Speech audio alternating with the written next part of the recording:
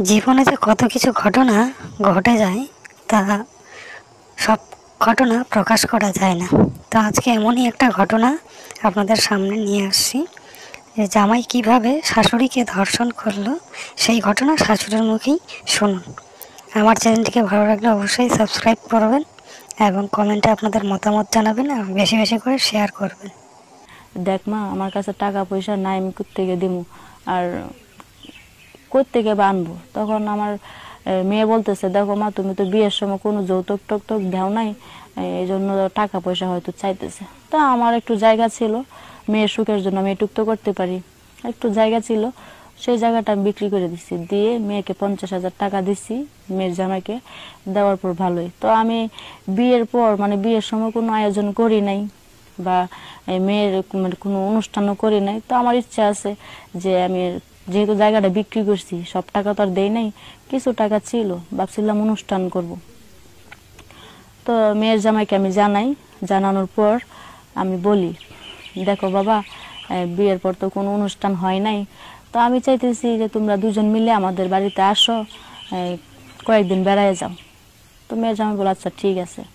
তো অনেকজন লোকই দাওয়াত দিছি, আমাদের বাড়িতে আসছে, রান্না বান্না হয়েছে, খাওয়া দাওয়া হয়েছে, মানে এইটুকুই অনুষ্ঠান। তো সবাই চলে গেছে, আমি মেয়েকে আর মেয়ের জামাইকে থাকতে বলছি।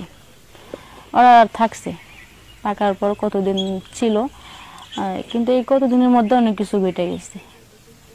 আমার মেয়ের জামাই আমাকে বলে, শাশুড়ি মা, আপনার বয়সটা কিন্তু এখনো যায় নাই, আপনার বয়সটা খুব কচি বয়স, আপনি তো এখনো বিয়ে করে বসতে পারেন, আপনাকে সারা জীবন কে দেখবে?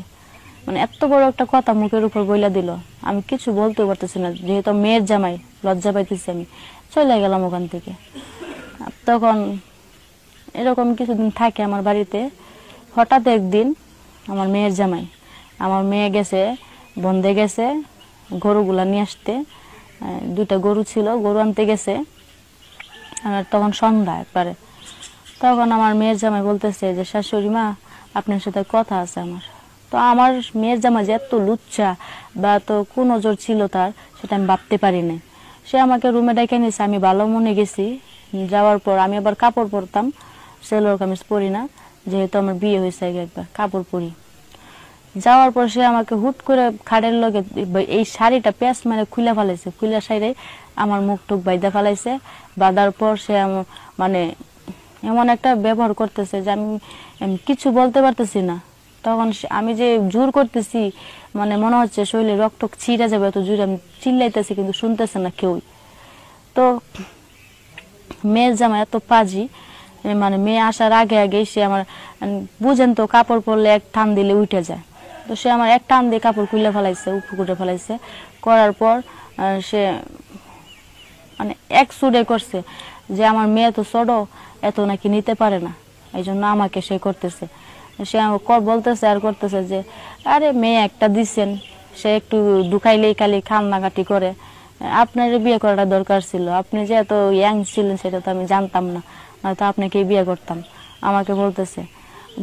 আর আমি কান্না করতেছি যে মেয়ের জামাই লাস্ট পক্ষে আমাকে দর্শন করলো। এটা দর্শনই বলে, এটা কি ভালোবাসা বলে? মেয়ের জামাই কোথায় আর কোথায় শাশুড়ি?